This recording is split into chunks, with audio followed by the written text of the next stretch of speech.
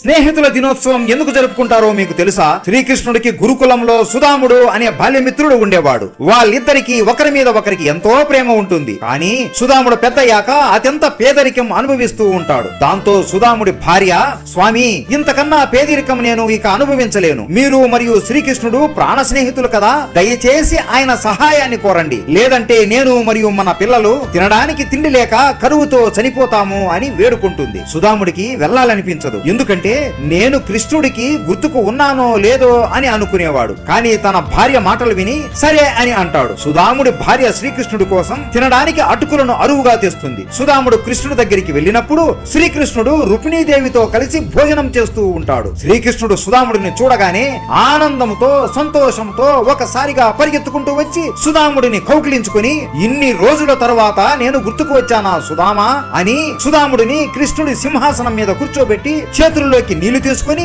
నీళ్లతో సుధాముడి పాదాలను కడిగి ఆ నీటిని కృష్ణుడి తల మీద వేసుకుంటాడు. కృష్ణుడి ప్రేమను చూసి సుధాముడు ఏడుపు ఆపుకోలేక ఏడ్చేస్తాడు. అలా చాలా సేపు కూర్చొని ఇద్దరు చిన్నప్పుడు చేసిన చిలిపి పనుల గురించి మాట్లాడుకుంటూ ఉంటారు. ఆ తరువాత కృష్ణుడు, నా కోసం ఏం తెచ్చావు మిత్రమా? నీ భార్య నా కోసం ఏదో మంచి పలహారం కట్టినట్టు ఉంది అని అంటాడు. కానీ శ్రీకృష్ణుడి రాజభోగం చూశాక ఈ అటుకుల్ని ఇవ్వడానికి సుధాముడు సిగ్గుపడుతూ ఉంటాడు. ఈ విషయం గ్రహించిన శ్రీకృష్ణుడు సుధాముడి చేతుల్లో ఉన్న ఆ సంచి తీసుకుని అందులో ఉన్న అటుకులని తీసి కొద్దిగా తింటాడు. ఇంత రుచిగా ఉంటే ఇవ్వడానికి సిగ్గుపడతావెందుకు మిత్రమా అని చెప్పే లోపే సుధాముడి చుట్టూ బంగారు మరియు మణి మాణిక్యములు ఉంటాయి. కృష్ణుడు నవ్వుతూ ఇంకొక ముద్ద తింటూ ఉండగా అంతలోనే రుక్మిణీదేవి వచ్చి, కన్నయ్య, నువ్వు తిన్న ఒక ముద్దకే సుధాముడికి ఈ జన్మలో ఇంత సిరి సంపదలను ఇచ్చావు. నువ్వు కాని ఇంకొక ముద్ద తింటే ఇక సుధాముడు కుబేరుడు కన్నా ఎక్కువ ధనవంతుడు అయిపోతాడు అని నవ్వుతూ అంటుంది. కృష్ణుడు కూడా నవ్వుతూ, నా మిత్రుడు అడగాలే కాని ఈ ముల్లోకాలకి అత్యంత ధనవంతుడిని చేసేస్తాను